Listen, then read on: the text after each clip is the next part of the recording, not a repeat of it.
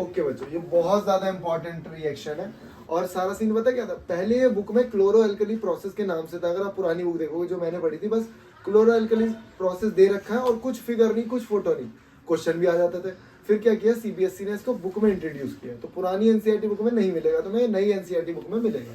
अब इसमें क्या है, ये बहुत बड़ा सेटअप होता है, ये ऐसा छोटा मोटा सेटअप नहीं है। जैसे मैं तुम्हें बताऊं, हाइड्रो इलेक्ट्रिक प्लांट है, एनटीपीसी वाला प्लांट है, तो ये छोटे मोटे प्लांट तो नहीं थे, लेकिन इनको एक प्रोजेक्ट में दिखाया जाता है ना कि हाँ ये छोटा है, यहाँ से कोयला जल रहा है, इस तरीके से।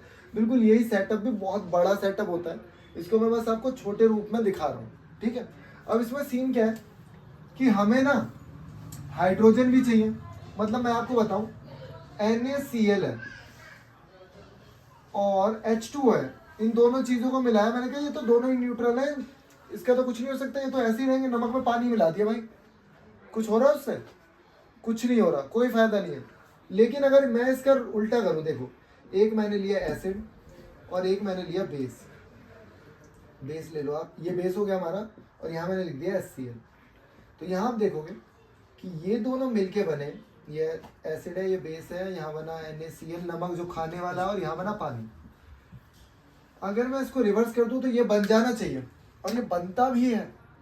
इसको तोड़ा कैसे जाएगा, इसको हाई वोल्टेज इलेक्ट्रिसिटी से ब्रेक भी किया जाएगा, बनेगा भी, लेकिन फिर दोबारा ये बन जाएंगे। अगर मैं इन दोनों को तोड़ के ये बना दूं तो फिर वो दोबारा ये बन जाएंगे।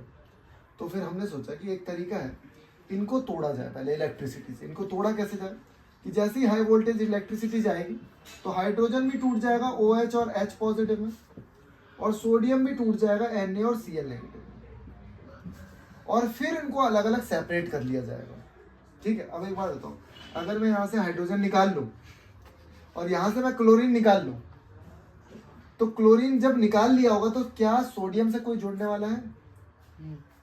भाई नेगेटिव ही जोड़ेगा, क्योंकि सोडियम पॉजिटिव तो बचा ही है, ये जुड़ेगा। और मैं बता रहा हूँ production of NaOH, production of NaOH के लिए भी ये प्रोसेस किया जाता है। प्रोडक्शन ऑफ NaOH के लिए ध्यान से सुनना, क्या जाता है इसमें। ये दो इलेक्ट्रोड है हमारे, एक कैथोड है एक एनोड है, ये पॉजिटिव है और ये नेगेटिव है।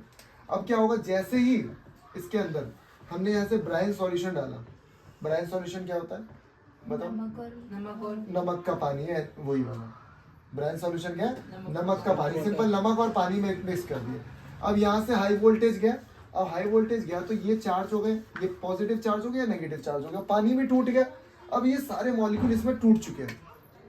यहाँ पे लगी हुई है एक सेमी परमिएबल मेम्ब्रेन, कि अगर जो पार्टिकल्स जो भी चार्ज है वो इस साइड आ गया तो ये उस साइड नहीं जाएंगे, ठीक है। अब हुआ है कि भाई पॉजिटिव की तरफ कौन अट्रैक्ट होगा? नेगेटिव वाले। तो क्लोरीन इधर अट्रैक्ट हुआ, OH नेगेटिव भी इधर अट्रैक्ट हुआ, ये दोनों इधर अट्रैक्ट हो गए, ये दोनों जो नेगेटिव वाले इस साइड में अट्रैक्ट हो गए पॉजिटिव की तरफ, ओके। अब ध्यान से सुनना, और क्लोरीन तो एक गैस थी, बहुत हल्की गैस थी, ये यहाँ निकल गई। अब बचा क्या? OH नेगेटिव बचा। फिर पॉजिटिव जो ये नेगेटिव इलेक्ट्रोड था, दोनों किधर चले गए? पॉजिटिव वाले नेगेटिव की तरफ, बहुत बढ़िया। हाइड्रोजन इधर निकाल लिया मैंने, भाई हाइड्रोजन निकल गया, क्लोरीन निकल गया, क्या बचा? NaOH। अब ये सेमी परमिएबल मेम्ब्रेन अगर मैं हटा भी देता हूँ तो सोडियम और इन दोनों को अगर मैं जोड़ भी दूं तो बना क्या? यही तो बना, क्योंकि क्लोरीन और हाइड्रोजन तो मैं ऑलरेडी निकाल चुका हूँ। अब देखो इनमें क्या हुआ, इन्हें फायदा क्या हुआ यार, हाइड्रोजन का भी बहुत ज्यादा प्रोडक्शन हो रहा है इसमें, उसको भी वेस्ट नहीं जाने दे रहे, उसको रॉकेट फ्यूल के तौर पे मरीन में बहुत ज्यादा काम होता है, ठीक है। अमोनिया बनाने के लिए, फर्टिलाइजर्स बनाने के लिए, दुनिया भर की चीजें बनाने के लिए क्लोरीन को सॉरी इसको H2 हाइड्रोजन को यूज किया जाता है।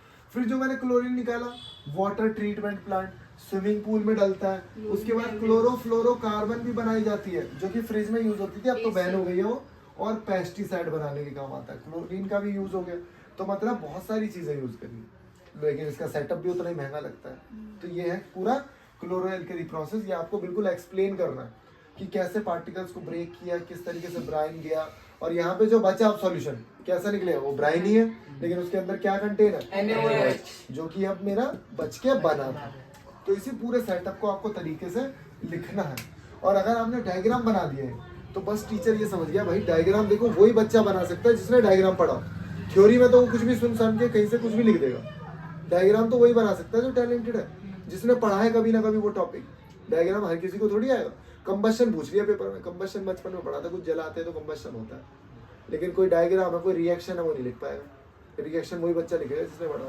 इसीलिए केमिस्ट्री में रिएक्शन, बायो में डायग्राम और फिजिक्स में न्यूमेरिकल्स के इक्वेशन या फॉर्मूला वगैरह जो बहुत ज़रूरी है लिखना। ठीक है, तो ओके।